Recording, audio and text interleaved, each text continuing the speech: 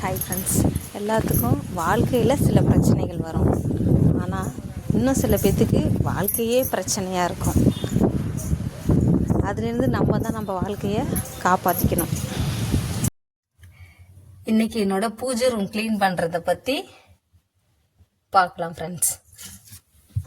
இந்த மயில் இறகு எனக்கு எப்படி கிடச்சிது நான் ஒரு வீடியோவில் சொல்லியிருப்பேன் பார்த்தீங்களா? அதை பற்றி இந்த வீடியோவில் நான் தெளிவாக சொல்கிறேன். நான் ஃபஸ்ட்டு வாழ்க்கையில் நிறைய பிரச்சனைகள், அதை வெளியில் சொல்ல முடியாது, எல்லாம் காலம் மாறி போச்சு, எல்லாத்தையும் கடந்து வந்தாச்சு. அதுக்கப்புறம் ஒரு நாள் என்னாச்சு ஃப்ரெண்ட்ஸ், எங்கள் அக்கா மாமாலாம் அவங்களாம் சிவன் பக்தர்கள். அவங்களாம் சிவன் சாமிக்கு பிரதோஷ விரதம் அந்த மாதிரிலாம் விரதம் இருந்துகிட்டு இருந்தாங்க. அப்போ என்னாச்சு, அவங்க சொல்லி தான் ஃபஸ்ட்டு நான் சிவன் சாமியை கும்பிட ஆரம்பித்தேன். நல்ல பிரதோஷ விரதம்லாம் அப்போ தான் மாதத்துக்கு 2 முறை வருதுங்க இல்லையா, அதெல்லாம் எடுக்க ஆரம்பித்தேன். 2 நாளும் அந்த மாதத்தில் வரக்கூடிய அந்த 2 நாள் மட்டும் நான் சாப்பிட மாட்டேன். காலையிலையும் சாப்பிட மாட்டேன், மதியமும் சாப்பிட மாட்டேன், விரதம் இருப்பேன். நைட்டு ஒரு வேளை மட்டும் நான் சாப்பிடுவேன் ஃப்ரெண்ட்ஸ்.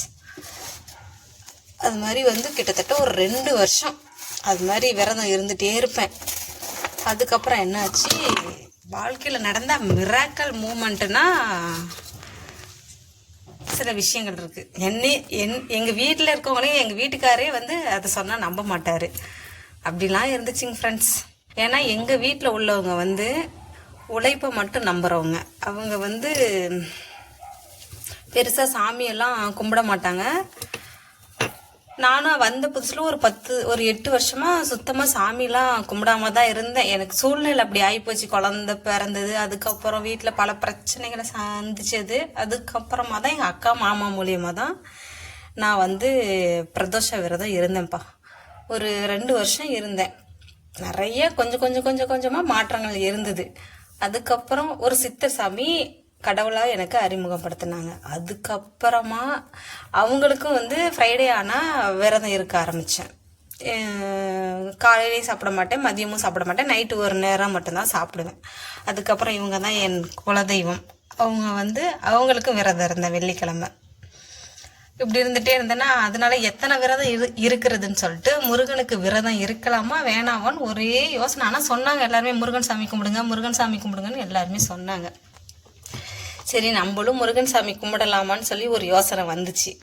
ஆனால் நம்மளால இந்த விரதத்தையும் எடுக்க முடியலையே, நம்ம எப்படி முருகனுக்கு விரதத்தை எடுக்க போகிறோம் அப்படின்னு சொல்லிட்டு ஒரே யோசனையில் இருந்துகிட்டே இருந்தேன். ஒரு நாள் என்னாச்சு, தூங்கிட்டு இருக்கும்போது ஒரு கனவு வந்ததுங்க ஃப்ரெண்ட்ஸ். அந்த கனவுல நல்ல, எங்கள் வீடு கொஞ்சம் ஒயிட் கலர் மாதிரி தான் கலர் அடிச்சிருப்பாங்க. ஆனால் கனவுல வந்த வீடு நல்ல ஒயிட் கலரில் நல்ல பெரிய வீடு தான்.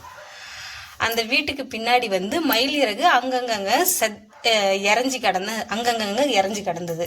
அந்த மயில் இறகை எடுத்துட்டு நான் வீட்டில் வைக்கிற மாதிரி எனக்கு கனவு வந்ததுங்க ஃப்ரெண்ட்ஸ். அதுக்கப்புறம் என்னாச்சு, அது அந்த கனவு ஒரு 3 நாள் இருக்கும். ஒரு 3 நாள் எங்கள் மாமனார் கைனியில் போய் வேலை செய்யறதுக்கு போயிருந்தாரு. அவரு அங்கே கைனியில் நிறைய மயில்னால் விளையாண்டுட்டு இருக்கோம். அப்போ அதில் மயில் இறகு இருந்திருக்கு. இத்தனை வருஷம் அவர் போயிருக்காரு, மயில் இருந்திருக்கு, ஆனால் அவர் எடுத்துகிட்டு வந்ததில்லை. அந்த கனவு எனக்கு ஒரே யோசனை, முருகன் சாமி கும்பிடலாமா வேணாமா, நம்மளால முடியலையே, இத்தனை சாமி விரதம் இருக்கிறமேன்னு ஒரே யோசனையாக இருந்துச்சுங்க ஃப்ரெண்ட்ஸ்.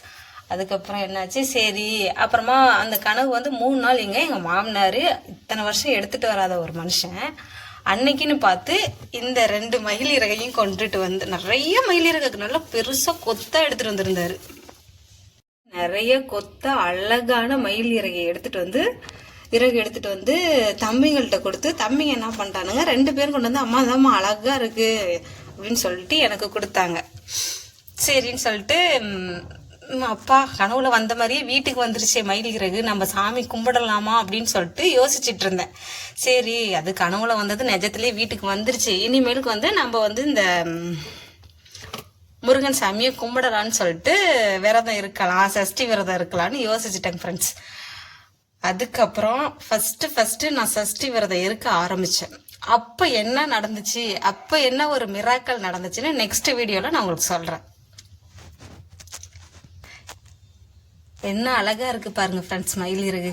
அதனால் இந்த மயில் இறகை என் சாமி ரூமில் எப்பொழுதுமே பத்திரமா நான் வச்சுப்பேன் ஃப்ரெண்ட்ஸ். தேங்க்யூ.